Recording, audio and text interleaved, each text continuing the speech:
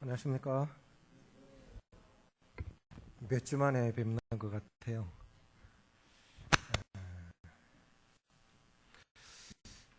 세인동교회 이렇게 두 가정이 올라가서 또 같이 예배를 드리시는데 참 잘한다고 봅니다. 지난주에도 두 가정이 올라가셨는데 세인동교회 좀 생소한 교회였는데 또 장종호 회장님 가족이 일꾼으로 가시니까 더 궁금하고 또 어떤 성도들이 모이나 궁금도 하시죠?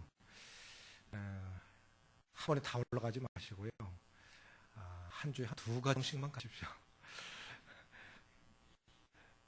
장로님들한테 좀 말씀드리시면 한 번에 많이 가는 게 좀 막아지겠죠? 그래서 소식지에도 올려야 되니까 한 두 가정씩만 가셔서 어떤 교회인가 좀 그것이 시작하는 사역을 시작하는 행제님이나 또 본교회 성도들에게도 큰 위로가 됩니다. 옛날에 밀양교회가 개척되질 때 김해교회에서 그렇게 하셨어요. 그래서 제가 들으면서 참 잘한다. 우리가 내 교회 네 교회가 어디 있어요? 다 주님의 교회지. 복음 전하면 되는 거고. 그렇게 협력들 이렇게 하셨으면 좋겠다는 생각을 가져봅니다. 우리나라 최고 스피치 강사가 그런 말을 했는데요. 여자는 하루에 한 2만 단어를 사용한답니다. 남자는 한 1만 단어를 사용한답니다. 근데 제가 생각하는 건 1만 단어 못 쓸 것 같은데요. 하루에 한 1000단어도 못 쓸 것 같은데 하여간 뭐 통계로 그렇답니다. 그런데 남자들은 직장에서 9997단어를 쓰고 집에 돌아올 때 3단어를 남겨갖고 온대요. 그게 뭐 밥 줘, 아들은, 그 다음에 자자. 그 3단어를 남겨놓는다 그러죠. 제가 주일날 예배 드릴 때마다 이걸 한 번은 꼭 교제해야 되는데 잊어버리고 말씀 전할 때마다 잊어버리는 게 있어요. 자, 우리는 세상에서 몇 단어를 사용하고 교회에 옵니까? 오히려 교회 와서 더 많이 찬양을 드리고 큰 소리로 찬양하고 새 노래로 찬양하고 하나님 앞에 감사를 드려야 되는데 아마 식사하실 때도 우리 예배 때보다는 더 크게 말할 것 같아요. 도대체가 한번 곰곰이 생각해 보시면서 좀 반성을 해 보십시오. 예배 때요. 성가대 아니면 찬양 소리 잘 안 들려요. 잘못됐죠? 우리가 왜 목소리 왜 주신 겁니까? 하나님 찬양하라고 주신 거 아니에요?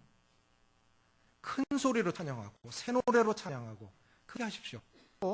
어느 때부터인가 아멘이 속으로 들어가더니 아멘을 안 해요. 제가 오늘 아주 주의 깊게 들어봤어요. 주로 자매님들이 아멘해요. 아멘도 안 해는 거 아니면 속으로 기어 들어가는지. 왜 그럽니까? 이게 잘못돼 가고 있는 거예요. 가만히 이렇게 안 보는 것 같아도요. 카멜레온만큼은 아니어도 제 눈 잘 돌아가거든요. 누구 찬송하는지 안 하는지 아멘 하는지 제가 다 알아요. 맨 뒤에는 안 보여도 상당히 보입니다. 왜 그런 겁니까? 잘못됐지요? 그렇죠? 다음 주부터 크게 하시겠습니까? 크게 하십시오. 하나님이 기뻐하십니다. 그리고요, 그렇게 할 때 우리 영이 새로워지고 우리 영도 힘이 나는 거예요. 예배를 통해서 새 힘을 얻고 예배를 통해서 능력을 얻어야 되는데 이게 그렇게 하면 안 되는 겁니다. 우리 자매님들이 물었대요. 저희 교회 이렇게 오시는 분 계세요. 오늘은 안 오신 것 같은데 이 앞에 지금 어느 원로 목사 사모님 이분에 계시잖아요. 그의 딸이 이제 캐나다에서 어머니 모시려고 1년 동안 와 계시는데 우리 교회 오셨는데 어떻게 보셨냐? 그러니까 아이 뭐야? 나중에 말씀드릴게요. 괜찮아요. 우리는 다 그렇게 들을 준비 돼 있어요. 한번 말씀해 보세요. 힘이 없다. 그게 뭐겠습니까? 삶의 능력이 있는지 몰라요. 그거 보는 건 예배입니다. 힘이 없다. 왜 찬양에 힘이 없냐? 감사의 예배가 없냐? 우리가 누군가에게 고마운 그런 일을 당하면 고맙습니다. 하잖아요. 그런데 하물며 내 영혼을 구원하신 하나님, 이 망할 인생, 지옥 갈 인생 구원하신 그 하나님을 향해서 감사도 못하고 감사를 안 하고 찬양도 안 하고 정말 잘못된 거 아닙니까? 변화 받으셔야 돼요. 예배가 새로워졌으면 좋겠습니다. 그렇게 준비하시겠습니까? 하나님 앞에 약속하셨죠? 다음 주부터 크게 하십시오. 근데요, 제가 느껴지는 것이 있어요. 제 뒤에 황경행제님이 있는데요, 혼자 크게 찬송을 일부러 크게 부르죠. 제가 찬송 정말 못하는데 대명동교에서 제가 사회를 보는데 집사람이 저를 어떻게 격려하냐면, 여보, 당신 진짜 찬송 잘하더라. 그래서 제가 잘하는 줄 알았어요. 그때부터 찬송을 못하니까 기어 들어가니까 더 꼬이고 정말 이상해요. 그러니까 집사람이 거꾸로 얘기를 하는 거예요. 그래서 크게 불렀는데 뭐 맞아야 말이지. 개척교회 지하실에서 하는데, 지하실에서 뭐 10명 모여서 찬송하는데 찬송이라도 크게 하자. 그래서 크게 부르다 보니까 찬송이 커졌어요. 앞에서 하는데요, 제가 찬송을 하면 형광의 여자님 찬송 잘하잖아요. 크게 부르잖아요. 그러면 제가 더 크게 찬송이 되져요. 옆에서 누군가가 응원을 하면 같이 하면요, 그런데 정말 더 크게 찬송이 되져요. 동역자가 있으면. 여러분 그렇죠? 혼자 찬송하는데 다른 사람 가만히 있어. 그러면 하던 것도 쭈그러든다고요. 그러면 안 되겠죠? 내가 그렇게 안 하면 찬송 열심히 하고 감사 잘하는 사람도 힘 빠지게 하는 거예요. 그건 하나님 앞에 아름다운 게 아닙니다. 우린 이런 부분부터 고쳐야 돼요. 한 해 다 가기 전에 찬소리를 좀 하고 넘어가야 될 것 같아요. 좀 바뀌게 되겠죠? 고린도전서 6장 12절입니다.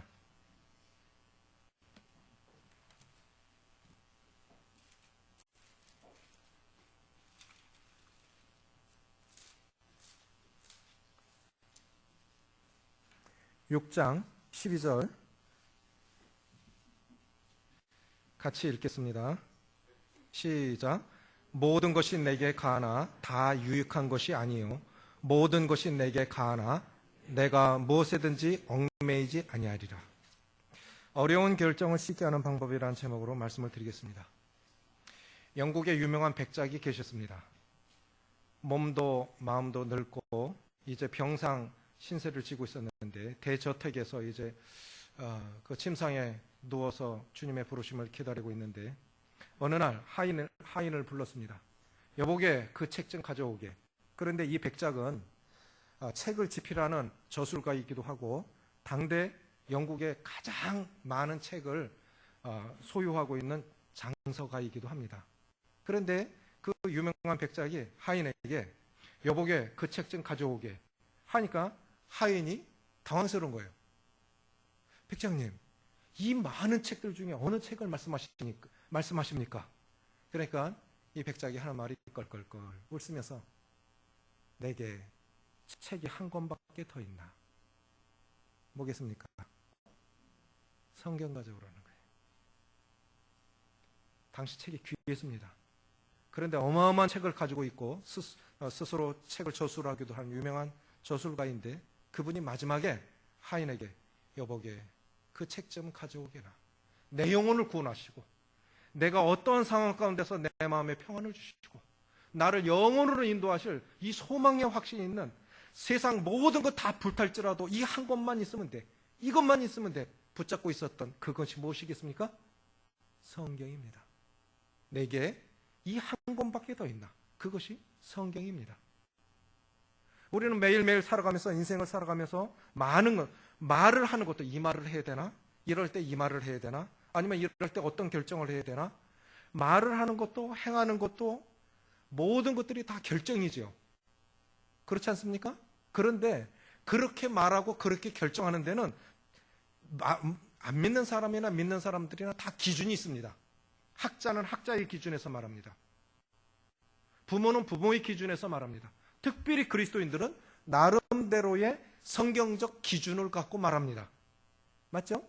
그러나 때때로 성경적 기준이 감정에 치우칠 때가 있어요. 성경의 기준이 아닌 자기 기준이 자기 감정의 기준이 될 땐 굉장히 위험합니다. 그게 좋은 감정일 때는 괜찮아요. 그렇지 않을 때는 자기 판단 기준이 흐려져요. 그렇지 않았던 분인데 늘 교회만 생각하고 교회만 말하고 안 치우쳤는데 누구나 다 감정의 지배를 받으면 달라질 수 있습니다. 삶이 너무 어려워져도 이성을 잃을 수 있습니다. 고난 속에 들어가 보면 하나님도 안 보이고 말씀도 안 보이고 그냥 고난 자체만 보여. 그 고난을 허락하시는 하나님을 의지해야 되는데 고난만 보이니까 분별력을 잊을 수 있습니다. 저는 생각합니다. 나이가 어리든 많든 영적으로 미숙하든 성숙하든 남자든 여자든 학생이든 가정을 갖고 있든 모든 사람들은 이 기준만 갖고 있으면 절대로 실패하지 않을 거다. 절대로 불행하지 않을 거라는 확신이 있습니다. 그것이 뭐냐? 성경적인 기준을 갖고 살라고 하는 것입니다. 무슨 기준을 갖고 살라고요?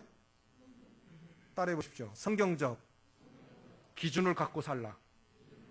그러면 어떤 경우에도 실수하지 않습니다.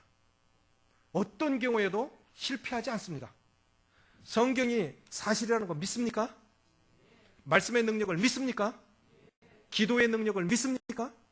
그렇다면 성경만이 완전 무결한 기준이어야 할 것입니다. 그러면 그 기준이 무엇이겠습니까? 우리는 이렇게 말합니다. 하나님 이렇게 해주십시오. 그러면 이렇게 섬기겠습니다. 그렇게 많이들 생각하시죠? 주님 건강 주십시오. 그럼 열심히 섬겨볼게요. 뭐 있어야 섬기죠. 좀 살기도 바쁜데 좀 더 줘보세요.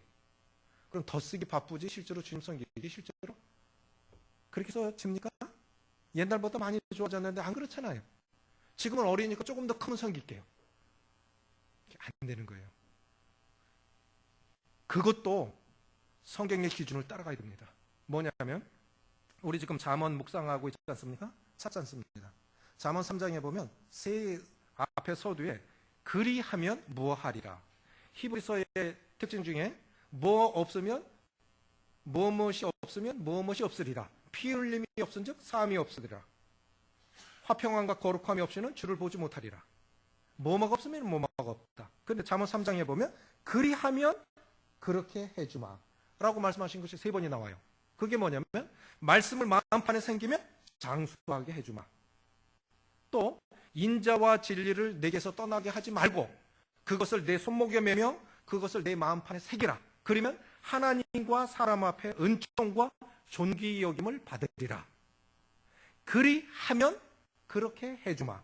또 너는 마음을 다하여 여호와를 신뢰하고 내 명철을 의지하지 말라. 너는 범사의 여호와를 인정하라. 그리하면 어떻게 하겠다고요? 내 길을 지도하시리라. 이게 조건인 거예요. 그리하면 그렇게 해주마. 그래 성경적인 기준을 가지고 살면 복주마. 그렇게 해주마. 그런데 우리는 어떻게 되냐면요. 하나님 나를 먼저 복 주세요. 그럼 그렇게 섬기겠습니다. 그것부터 바꾸셔야 돼요. 그것부터 바꾸셔야 된다고요. 성경의 기준을 갖고 성경의 원리를 따라 살면 그렇게 복주마.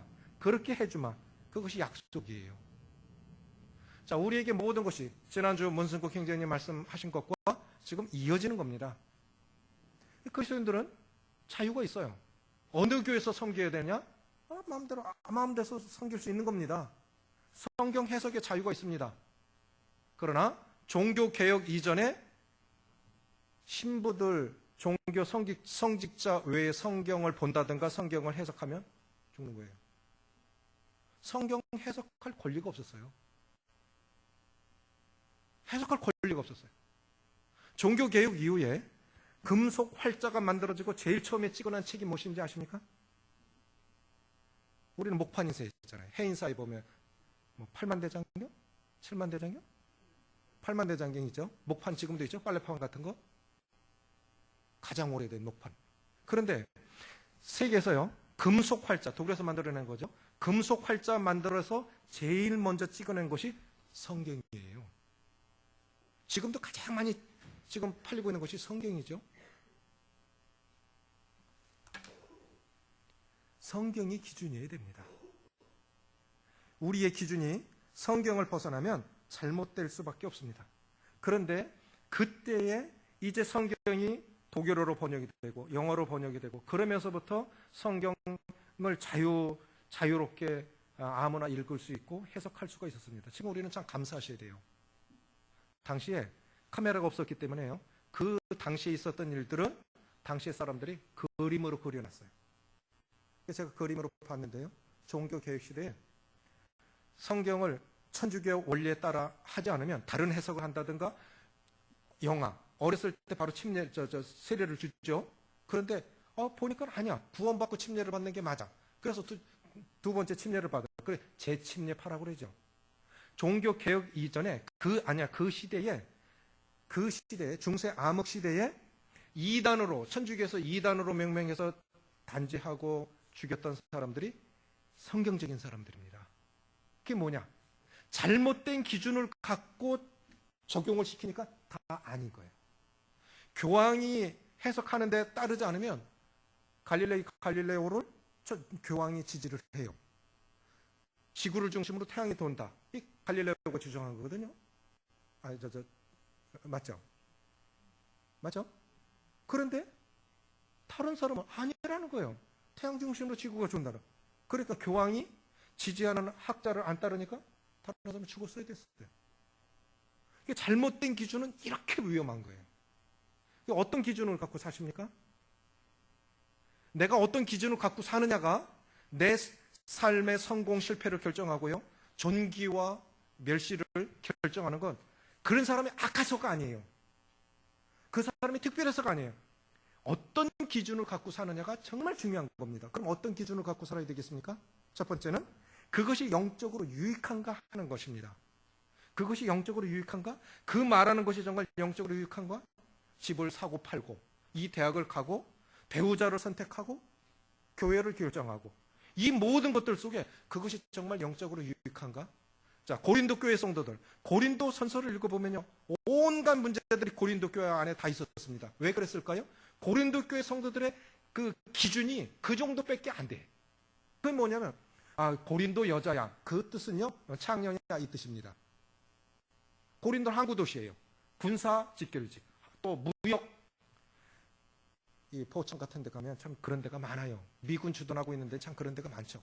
외국 군대 와 있죠. 무역이 성업하죠. 그러니까 아주 좀 방탕한 거예요. 고린도 여자 같아. 그래서 창녀 같아. 이 뜻입니다. 그러니까 그 시대, 그 지역 문화가 그러니까 그 문화가 교회까지 들어온 거예요. 내 돈 갖고 뭐 하는데. 예배를 드리는데도 우리처럼 이렇게 만찬상에서 이걸 가지고 같이 나누는 게 아니라 자기가 준비해 오는 겁니다. 떡과 잔을. 그럼 어떤 사람 진창 가져와서 먹고 취하고 어떤 사람은 때거리가 없어요. 누구는 먹고 마시고 취해버리고 누구는 먹을 게 없어요. 그래 말하는 거야. 내 돈 갖고 내가 먹는데 무슨 상관이야. 내가 내 돈 갖고 내가 사와서 내가 먹는데 성경은 말하죠. 먹을 때가 그렇게 없어? 교회 와서 그렇게 해야 되겠어? 먹을 때가 그렇게 없어? 교회 와서 그렇게 질 수가 없는 거예요. 그게 뭐냐? 기준이 잘못된 거예요. 기준이 잘못돼요. 그러니까 모든 것이 자유하니까 그렇게 보십시오. 편을 가르죠. 분당을 짓죠. 형제가 형제를 재판장에 세워요. 재판장에. 거짓 교리가 들어오죠. 우상의 제물을 먹죠.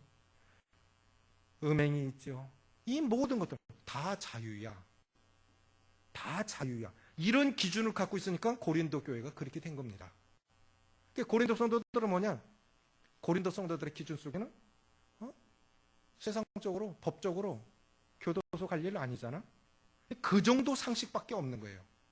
그리스도인들은 어떤 기준을 갖고 살아야 됩니까? 그럼 그리스도인들은 세상법 안 지켜도 됩니까? 답해 보세요. 그리스도인들은 세상법 지켜야 됩니까? 안 지켜야 됩니까? 그리스도인들은요, 세상법에 능가하는 하늘법에 따라 살아야 됩니다. 아멘이십니까? 세상법에 능가하는 하늘법에 따라 살아야 됩니다. 그런데 하늘법을 얻고 세상법만 따른다면 교회가 거룩해지지가 않아요. 교회가 세상에 거룩한 영향력을 미칠 수가 없어요. 감옥 갈 일은 아니거든. 그래가지고는 빛과 소금의 역할을 감당할 수가 없습니다. 모든 것이 가하지만 모든 것이 유익한 것이 아닙니다. 스펄전 목사 돌아가실 때까지 담배 못 끊었어요. 처칠 생각하면 뭐 생각나십니까? 늘 굵은 시가를 물고 있죠. 그렇죠? 한국에서는 용납이 안 되는 거예요. 한국은. 근데 독일 사람들은 또 뭐를 합니까? 맥주 마셔요. 그죠?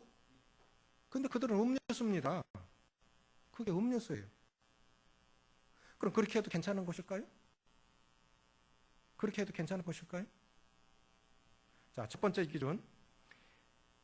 어느 대학을 가든, 배우자를 누구를 선택하든, 집을 사고 팔든, 이사를 가든, 교회를 옮기든 어쨌든, 모든 것들 다 자유입니다. 우리에게 모든 것이 자유로 주어졌는데, 이런 기준 속에서, 이거 안 걸리고, 이 6가지 기준 속에서 안 걸리고 다 맞다고 하면, 자유를 하십시오. 자유롭게 하십시오. 그런데 거기에 한 가지라도 걸릴 것 같으면, 하나님 앞에 돌이키셔야 됩니다. 첫째는 이것이 영적으로 유익한가? 두 번째는 그것이 나를 세워주는 것인가?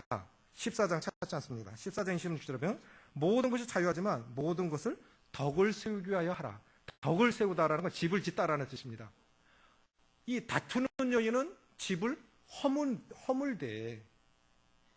누구는 집을 세우는데 누구는 헐어. 이건 뭐냐면 자기 스스로 참 잘하는데 말로 무너뜨리는 사람 있죠. 말 잘 못하는 사람. 어쩌다 한마디 하는데 꼭 자기한테 손해가는 말만 하고. 말 잘하는 사람은 말을 잘하면서도 실수를 잘 안 해. 그렇죠? 그러면 어떻게 되느냐? 말 잘 못하는 사람은 안 하는 게 상책입니다. 그럼 실수 덜 해요. 그래서 성경 뭐냐? 말을 아끼는 것이 지혜입니다. 동의하십니까? 어쨌든 아무리 말을 잘해도 고기는 뭐에 걸립니까? 입으로 걸리게 돼 있어요. 고기는 입으로 걸리게 돼 있어요. 결국 말 많이 하면 실수하기 마련입니다. 그래서 말을 아껴야 됩니다. 민수기 6장에 보면 제사장의 축복기도 첫 번째, 여호와는 너희를 복 주시기를 원하며 여호와는 내게 복을 주시되 너를 지키시기를 원하며. 그 지킨다는 게 무엇이겠어요? 입술을 지킬 줄 아는 복이 있었으면 좋겠습니다. 맞죠? 우리 말로 상처 주고 말로 실수하잖아요. 그렇죠? 또 하나는 뭐냐면 내 간증을 지켜야 되는데, 어쨌든 지금까지 저는 모든 성도님들께 참 감사해요. 지금까지 동역해 주신 거에 대해서. 그런데 사실은요, 지금까지 살아온 것보다 얼마나 더 살지 모르지만 남은 삶 간증 잘 지켜가기가 더 어렵습니다. 동의하시는가요? 저는 그렇게 생각해요. 생각해 보니까요, 지금까지 은혜로 살아왔다. 이 허물만한 사람, 이 부족한 사람 도와서 함께 주님과 복음을 해서 동역해 준 성도들 참 고맙다. 그런데 앞으로 지금까지 살아온 것만큼도 그렇게 살 수 있을까? 보장 없어요. 보장 없어요. 맞죠? 참 어려운 거예요. 두 번째는 뭐냐면 그것이 나를 세워주는가? 그 말한 것이 내 믿음에 안정감을 주는 것입니까? 나를 더 성숙해 하는 것입니까? 그러면 말하셔야 됩니다. 상대가 어떻게 듣든 반응이 어떻든 그러면 안 돼. 이렇게 하는 게 좋지 않겠어? 아니면 이렇게 보니까 참 좋더라. 그것이 내 믿음을 세워주고 나에게 안정감을 주는 것이고 상대의 믿음을 세워주는 것이라면 말하셔야 됩니다. 그 결정이 내 믿음을 더욱 세워주고 나를 성숙해 하는 것이라면 그렇게 하십시오. 첫 번째, 뭔가 선택하고 결정할 첫 번째 기준은 뭐라고 그랬습니까? 그것이 영적인가? 두 번째는 덕을 세우는 것인가? 안정감을 주는 것인가? 성숙해 하는 것인가? 세 번째가 무엇입니까? 그것이 자기의 죄를 교묘히 가리는 수단으로 쓰고 있지 않나? 이걸 한대요. 그런데 다른 사람들은 알아. 왜 그 길을 가는지. 실제로는 다른 뜻이 있거든. 그건요, 다 드러나게 돼 있어요. 하나님은 선악간에 심판하시는 분이시고, 보십시오. 헤롯이 동방 박사들이 와서 유대인의 왕으로 나신 이가 어디 계십니까? 별을 보고 하다가 별이 한순간 사라졌어. 그러니까 당연히 이스라엘의 수도 성전이 있는 예루살렘에서 태어나시겠지. 유대인의 왕이니까. 물어보니까 어디서 나시겠다 했습니까? 미가서 5장에 보면 유다 베들레헴아, 너는 유대 땅이 가장 작지 않으니 내게서 큰 다스리는 자가 나올 것이다. 베들레헴입니다. 그런데 예루살렘하고 베들레헴은 좀 떨어져 있어요. 그러니까 헤롯이 하는 말이 동방박사들에게 가서 유대인의 왕으로 태어나신 왕이 어딘지 알거든 나에게 알려주십시오. 나도 가서 경배하겠습니다. 그런데 실제로는 어떤 숨은 뜻이 있습니까? 죽이려고 알려달라는 거예요. 죽이려고. 경배하겠다고 했어요. 자기도 가서 경배하겠다고. 그런데 실제로는 자기 숨은 뜻을 숨기고 말하고 있는 거 아닙니까? 우리는 꼭 그 정도 악하는 일은 아닐지라도요, 우리도 때때로 내 속에 다른 뜻을 품고 다른 생각을 갖고 그렇게 말하진 않습니까? 우리도 횟수가 문제지 다 있을 겁니다. 실제로는 다른 뜻을 갖고 있는데 이렇게 말한다고요. 그게 아닌 거예요. 우리는 하나님 앞에 양심적으로 정직할 필요가 있어요. 다윗이 우리아를 전쟁에서 불러들입니다. 왜 불러들인 겁니까? 요압 장군도 있고 다른 사람 진짜 잔치를 열어줄 것 같으면 전쟁 끝나고 돌아와서 그들 전체를 잔치를 열어주는데 왜 아직도 전쟁 중인데 우리아만 불러서 왕궁에서 잔치를 한 겁니까? 왜 불러낸 겁니까? 자기 죄를 숨기려고. 바세바 음행을 했는데 임신을 했대. 그러니까 가서 잠자리 해라. 그럼 누구인지 모를 거니까. 참 악한 거죠. 그러니까 우리는 이렇게 숨은 의도, 나쁜 의도를 갖고도, 나쁜 동기를 갖고도 선하게 말할 수 있다는 거예요. 이거 참 조심해야 돼요. 네 번째 뭐냐면 그것이 다른 사람에게 본이 되는가 하는 겁니다. 이거 정말 조심하셔야 돼요. 다 자유가 있어요. 이거 먹을 수 있고요. 이거 입을 수 있고요. 다 할 수 있어요. 제가 한 번씩 이렇게 형님들 차도 봅니다. 더 좋은 차를 타실 수 있는 저런 차를 타시는구나. 이삿집에 저렇게 가보면 그 정도 형편에 그 정도 연봉에 가구 다 바꿀 수 있는 집이에요. 가보면 다 페인트 벗겨졌고 아마 버리려고 내는 것도 그보다 더 좋은 걸걸요? 그런데 열심히 살면서 그대로 살아가요. 참 존경스러워요. 열심히들 사시는 거 보면 그래, 교회에서 돈 쓸 일이 얼마나 많습니까? 열심히 사시면서 그대로 안 바꾸고 사시는 거예요. 참 존경스러워요. 그레이스 커뮤니티 처치라고 미국의 존 메가다 목사님이 심화하는 교회가 있습니다. 그분은 마스터 대학 신학 총장이시기도 하시죠. 유평교회 두 형제님이 마스터 대학 신학을 졸업하고 와서 지금 사역을 하고 계세요. 이분은 전 세계적으로 가장 존경받는 목사 중에 한 분입니다. 그분은 세대주의를 분별을 갖고 있어요. 우리와 같은 분별을 갖고 있죠. 그런데 이분이 비행기를 타면 비즈니스석에 타면 1등석에 타면 공간도 넓고 서비스도 달라요. 문제가 안 돼요. 그런데 이코노미에 타면요. 진짜 좁고 그 장시간 타면 그거보다 고역이 없거든요. 움직이질 못해. 화장실 가는 것도 중앙에 앉으면 참 미안하거든요. 자주 가지도 못하고. 그래서 비행기 탄 사람들이 안 믿는 사람들이 하는 게 뭐냐? 뭐 할 것 같습니까? 예? 기내식. 비행기를 타면 기내식. 무슨 기내식이 날까? 그 기대가 되지죠? 그런데 안 믿는 사람들이 그 좁은 공간에 타고 가면서 고통을 해결하는 방법이 딱 한 가지예요. 술 마시고 자는 거예요. 술 마시고 자는. 그럼 깨릴 때 되면 내릴 때 됐거든요. 그래서 기내식이 나온 다음에 반드시 음료와 술, 커피가 나옵니다. 존 메가다 목사님도 장시간 타고 가니까 참 힘든데 성경 보다가 기도하다가 그것도 한두 시간이지. 그래서 잠시 이제 식사가 나와서 식사 끝나는데 이제 승무원이 와가지고 샴페인 드시겠습니까? 하고 권했습니다. 목사님이 저는 평생 샴페인을 입에 댄 적이 없습니다. 고맙습니다. 어제 사용을 했어요. 그런데 바로 한 청전이 달려오더니 메가다 목사님이시죠? 예, 저를 어떻게 하십니까? 저는 다른 교회 다닙니다. 그런데 목사님 말씀을 한 번도 빼치지 않고 듣고 있습니다. 그래서 자기가 알아본 거예요. 저 분명히 메가다 목사님, 좀 메가다 목사님이신데 지금 내가 존경하는 목사님. 저분을 내가 비행기에서 볼 수 있다니. 어떻게든 틈을 내서 나가서 내가 아는 체라도 해야지. 틈이 안 나는 거예요. 기도하고 있지, 성경 보고 있지, 묵상하고 있지. 방해 드릴 것 같아서 이렇게 존경하는 목사님을 내가 방해하면 안 되지. 틈을 보고 있는데 식사 다 끝나고 그러니까 이때다 싶어서 달려가서 샴페인을 딱 거절한 다음에 얘기가 시작된 거예요. 만약에 그때 볼 게 누구예요? 아는 사람 있나? 한 잔 마신들 어떻게 했어요? 이 목사님 간증이 그래요. 야, 마실 리도 없겠지만 만약에 내가 이걸 한 잔 마셨다면 어떻게 됐을까?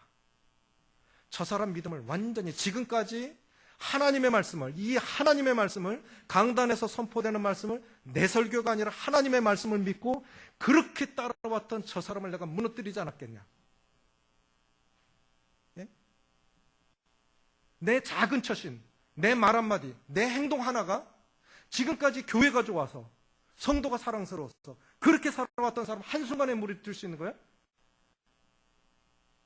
일도 아니에요. 사람 믿음 세워가기는 정말 어렵습니다. 그런데 사람 하나 무너뜨리는 건 일도 아닙니다. 특별히 연륜이 있고 직분이 있으면 정말 처신하기 어려운 겁니다. 부모 노릇하기가 얼마나 어렵습니까? 자식에게 할 말이 있다고 다 합니까? 못해요. 부모에게 할 말 다 못해요. 인도자들은, 앞서가는 사람들은 다 그런 거예요. 왜?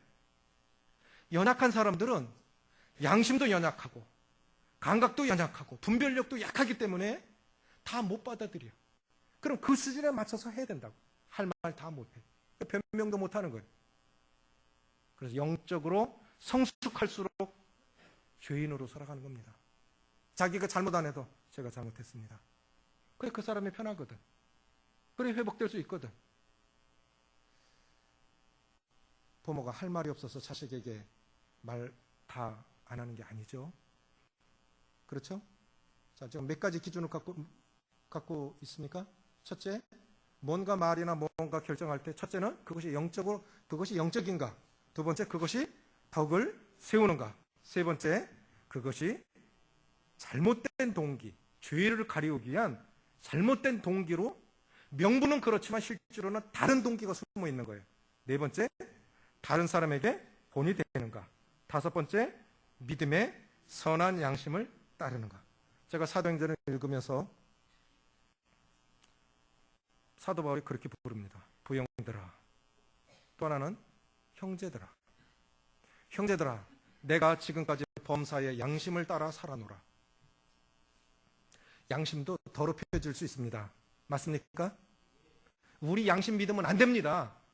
내 양심이 성령의 지배받을 때, 말씀의 지배받을 때만 바른 양심이지, 양심이 성령의 지배받지 않고 말씀의 지배받지 않으면 양심도 더럽혀질 수 있어요. 그래서 양심도 여러 가지입니다. 선한 양심, 화인 맞은 양심. 그리스도인도 그럴 수 있어요. 그런데 성령 안에서 양심을 따라 사는 거 있죠. 양심적으로 보니까 그거 아닌 것 같아. 그럼 그 길을 가는 거예요. 성령께서 가라고 하시면 그 길을 가는 거예요. 양심을 따라 사십시오. 그런데 양심이 잘못 가고 있다고 그러면 그건 어떻게 알겠습니까? 성령 안에서 성령이 인도하시는 대로 성령의 지배받고 살으면요, 가장 성령의 지배받고 사는 사람의 가장 큰 특징은 마음에 평안이 있어요. 마음에 평안이 있어요. 오해받아도, 미움받아도, 어려워도 성령의 지배받고 있는 사람의 양심은 평안합니다. 참 평안해요. 세상이 줄 수 없는, 사람이 주지 못하는 그 평안함이 있어요. 항상 평안함을 따르셔야 됩니다. 그 성령이 내 안에서 잘못되면, 내가 잘못된 길을 갖고 잘못된 분별, 잘못된 기준을 갖고 있으면요, 성령께서 근심하세요. 이게 안 편한 거예요. 마지막으로 하나님을 영화롭게 하는 것인가? 자, 고린도전서 10장 31절 보고 마칩니다. 고린도전서 10장 31절입니다.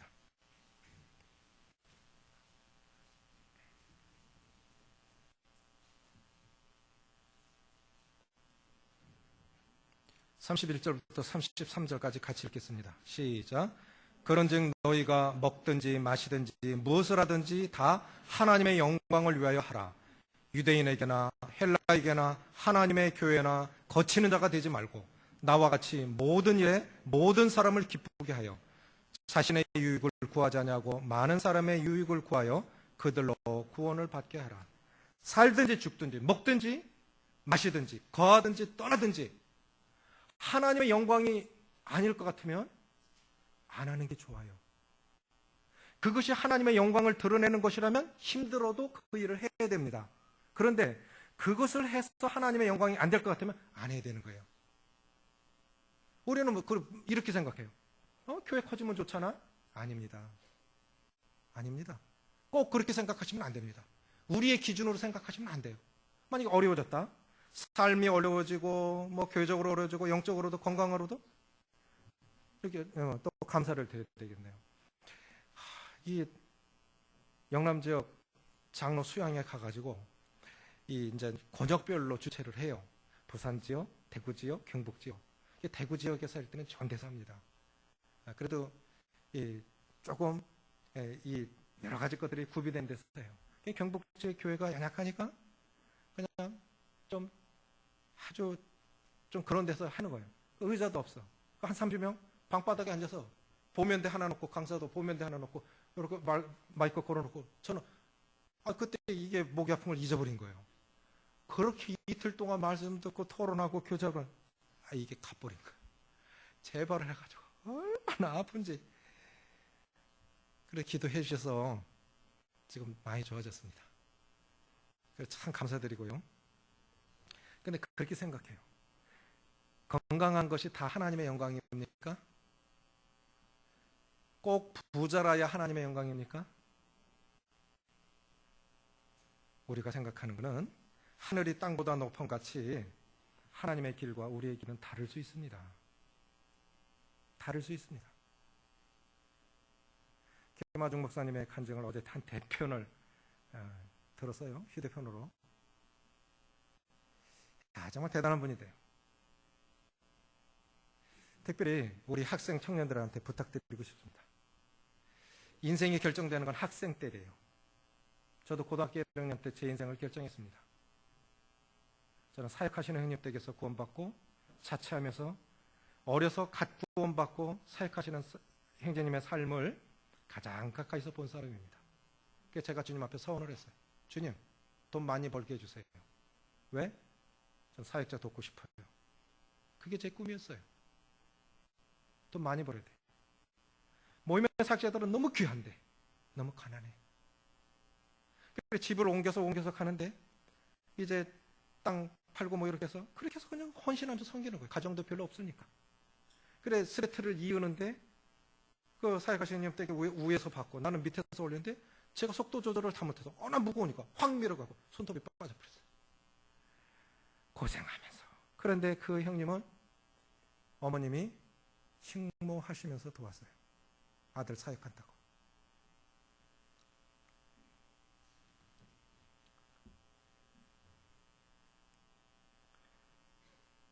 제가 고등학교 1학년 때 이걸 본 거예요. 한 번씩 오세요. 그 모친이. 연세 드신 모친님이 부잣집에 식모로 사시는 거예요. 아들 사역 돕겠다고. 저는 거기서 구원받았어요. 우리 학생들은 어느 대학을 결정하십니까? 어떻게 살기를 바라십니까? 그리스도인이 다 자유가 주어졌지만 마지막 6번째 하나님의 영광을 위해서 사는 이것이 아마 결론일 것입니다. 이것이 최종적인 기준일 거예요. 어떻게 살아가도 좋아요. 죄짓지 않는 직업이라면 다 가지십시오. 다 필요합니다. 어떤 직업도 모든 사람들 모든 직업 다 필요합니다. 죄짓지 않는 직업이라면 다 가지십시오. 그러나 중요한 것이 있습니다. 하나님의 영광을 위하여. 따라해 보십시오. 하나님의 영광을 위하여. 자식 많은 거 복이지요. 돈 많이 벌었어요? 복이죠. 자녀 잘 되는 거 복이죠. 그런데 그것이 결과적으로 하나님의 영광이 안 된다면 그건 복이 아닙니다. 그건 복이 아닙니다. 모든 그리스도인들의 삶의 귀결은 하나님의 영광으로 귀결이 되어져야 됩니다. 죽어서 영광이 될 것 같으면 그것이 죽는 게 낫는 거예요. 힘들고 어렵지만 아까 김하중 그 대사 이야기를 하는데 오늘의 교회 출신이더라고요. 하영조 목사님이 또 다시 보니 이효령 씨 같은 분이, 저런 분이, 김하중 대사 같은 분이, 이 나라를 변화시키는 저런 사람들이 다 오늘의 교회 출신이구나. 하영정 목사님이 수십 번 수술하면서 머리 빠지고 옷을 입으면 꼭 허수아비한테 걸쳐놓은 것처럼 뼈만 남아갖고 그렇게 걸치고도 설교하다 죽고 싶다고 그렇게 살다 죽었으니까 사람들이 그분 앞에 가기만 하면 저렇게 사는 거야. 저게 하나님의 영광이야. 그렇게 따라가지 않겠습니까? 나를 통해서 누군가 한 명이라도 형제님의 삶이 제 삶에 도전을 주셨습니다. 주일학교 교사, 학생의 교사, 청년의 교사, 앞선 인도자들, 먼저 구원받은 성도들, 그들이 또 누군가를 주님 앞으로 인도하는 인도자의 삶이 아니라면 그렇게 큰 의미 없잖아요. 그렇게 오래 살아가는 거 큰 의미 없잖아요. 그렇지 않습니까? 저는 이렇게 생각해요. 인생을 성공적으로 살았다고 하는 것은 한 단어로 표현하고 싶습니다. 따라해 보십시오. 영향력. 거룩한 영향력. 이것이 하나님의 영광을 위해 사는 겁니다. 그리 살아보시겠습니까? 지금까지 잘 사셨습니다. 남은 삶도 그렇게 사시길 바랍니다. 기도하시겠습니다. 아버지 하나님, 평범한 사람을 불러 비범하게 들어쓰신 하나님,